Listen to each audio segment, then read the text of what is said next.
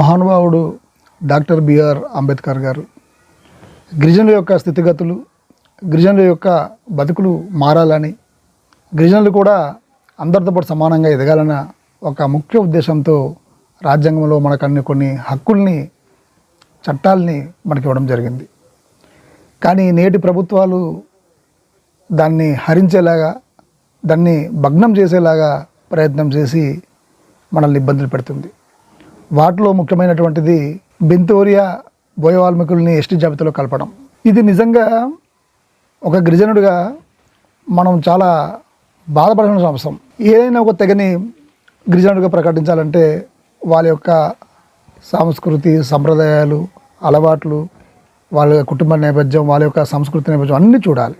ఇవేవి లేకుండా గత ప్రభుత్వాలు టీడీపీ కావచ్చు, ఇప్పుడున్నటువంటి వైఎస్ఆర్ కాంగ్రెస్ పార్టీ కావచ్చు,